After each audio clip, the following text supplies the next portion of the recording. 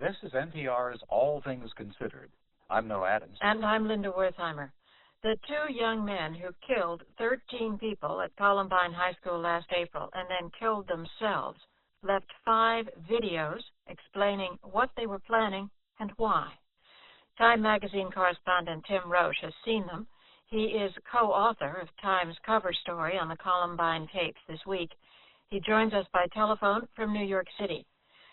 You have seen the tapes, and you described the first one as being almost unbearable. Why?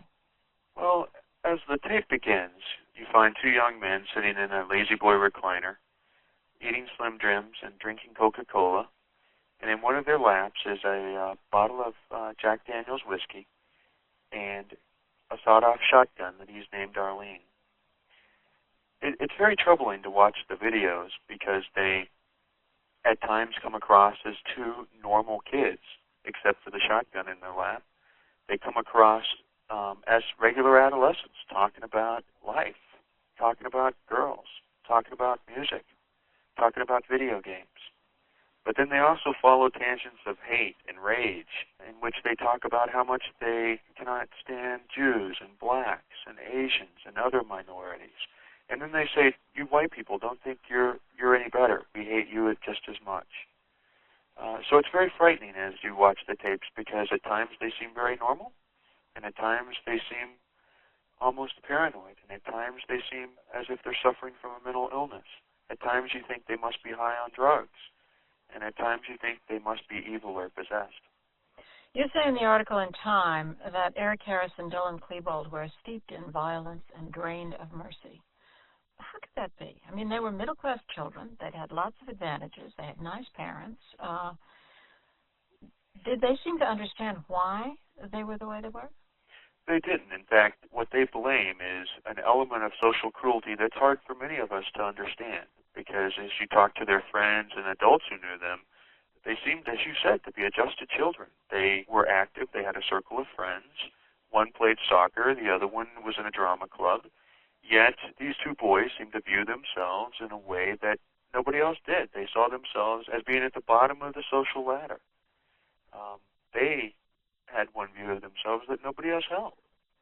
And so they're saying their motive here was to strike back at the social cruelty, the so-called jock culture, that they suffered in high school and even before high school. I was struck with what an awful time their parents will have in reading this issue of Time magazine, because the boys point out, according to your account, that there were lots of times when their parents might have discovered what they were up to, might have seen them with guns or pipe bombs. It's almost as if they wanted to leave their parents with the burden that they could have stopped it if they'd been paying attention. Well, I can see why you would say that. And on the videotapes, the boys come across as showing sympathy and having remorse for what their parents are about to be put through. They say that they know the parents will be put through hell.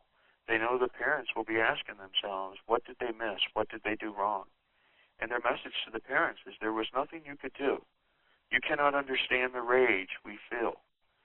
And to answer your question, to some degree, whether they wanted the parents to accept the burden or not, it is not clear on the videotapes. But instead what you have are two teenagers apologizing to their parents for what they're about to put them through. Why do you think they made the videos? They tell us that they're making the videos so that there will be a record of what they do. But your guess is as good as mine why they would create or produce such awful videos, other than they wanted to be famous.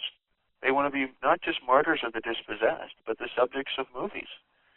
They talk about whether Tarantino or Spielberg should be the one to direct their stories. They wanted these videos to be shown around the world because they knew how we'd react. They not only scripted their assault on the high school, they scripted our response. They knew we'd be asking these questions. Why did you do it? They knew their parents would be asking questions. What did they miss?